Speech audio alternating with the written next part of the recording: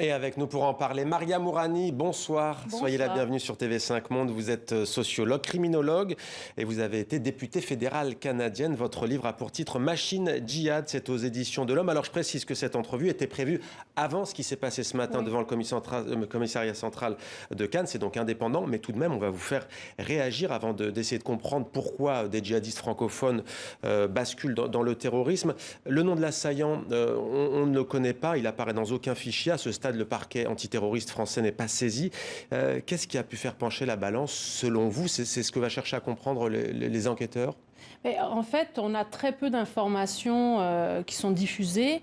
Est-ce que c'est quelqu'un qui agit en fonction d'un groupe? Est-ce qu'il est lié à un réseau? Est-ce qu'il est lié à un groupe? Ou est-ce qu'il agit tout seul?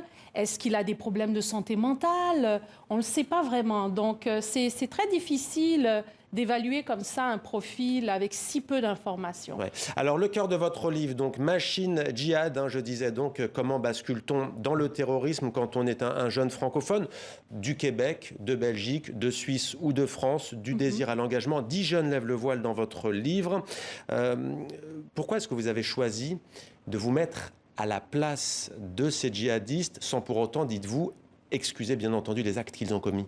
Mais en fait, le but du livre, c'est d'amener le lecteur à avoir une posture de criminologue.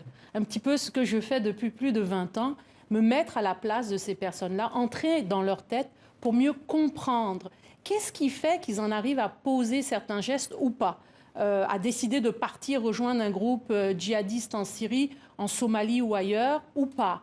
Et c'est un petit peu ça, c'est que le lecteur entre dans la tête de personnages qui sont certains notoires, connus. Parfois, vous les faites parler à la première personne, ce qui est d'ailleurs assez déroutant, s'agissant notamment de Mohamed Merah. Tout à fait, au jeu. Et au fond, ça permet au lecteur de sentir, de ressentir comme ces individus et de pouvoir comprendre. Parce que, vous savez, comprendre permet de prévenir, permet d'intervenir. Si on se refuse de comprendre un phénomène, on prend une posture un peu de jugement. Et en ne comprenant pas, on ne peut pas intervenir, on ne peut pas prévenir le phénomène aussi. C'est vrai que dans votre livre, on est loin des idées reçues sur ce qu'on appelle dans le monde francophone, mais pas seulement, la radicalisation. Premier enseignement, ce phénomène n'est pas d'explication simple ni de cause unique selon vous. Est-ce que vous pouvez nous donner des exemples?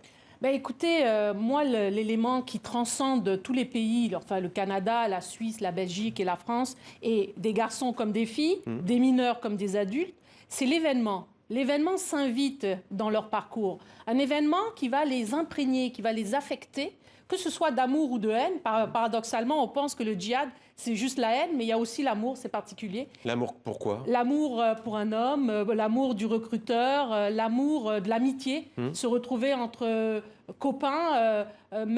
J'ai des cas qui partaient tout simplement parce qu'ils étaient amoureux. C'était un homosexuel, il était amoureux des gars qui étaient là-bas. Et au fond, on est imprégné par un événement et on ressent que ce soit de l'amour ou de la haine. Et on a cette émergence du désir. Vous voyez, ce n'est pas l'engagement en tant que tel que moi j'ai regardé, c'est le désir d'engagement et de comment il s'actualise par après. Et parfois, il y a le désespoir dans ces sociétés, la quête de sens, sentiment d'injustice aussi, vous le dites, croyance en la possibilité d'un autre monde. Prenons David Valla, ex-djihadiste de la Bosnie et du groupe islamique armé. Alors lui, il est sorti de son mutisme et de son anonymat après l'attaque contre Charlie Hebdo. Pourquoi vous prenez son exemple? Il est repenti, on précise. Écoutez, c'est un bel exemple parce que c'est quand même une autre génération que celle de Daesh. Et je voulais vraiment montrer comment, au fond, malgré les années, il n'y a pas de très grande différence. Toujours l'événement, et pour lui, pour David, l'événement, c'est les charniers de Sarajevo qui vont l'imprégner et qui vont le faire ressentir ce besoin de partir combattre en Bosnie, d'une certaine manière. Bon, par après, il va y avoir le GIA, etc., mais Damian, Clermont, Alberta, Canada, il y a donc parfois des convertis. Oui, tout à fait. D'ailleurs, dans les 10 jeunes que je rapporte, j'en ai rencontré autour de 30. Et si vous voulez, dans cet échantillon-là, la majorité sont des convertis. Comment vous l'expliquez?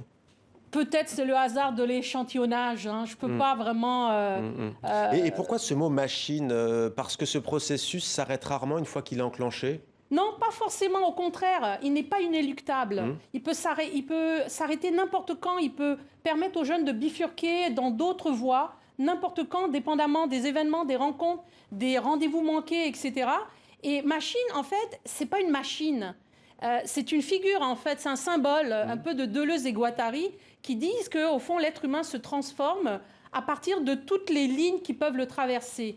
Et c'est l'agencement, la machine, c'est l'agencement de toutes ces lignes qui sont la vie, les amours, la famille, etc., qui font qu'on se transforme et qu'on peut aller vers le djihad ou pas, quoi. Merci beaucoup, Maria Mourani, Machine Djihad du désir à l'engagement. 10 jeunes qui lèvent le voile, l'édition de l'Homme. Merci à vous. Grand plaisir.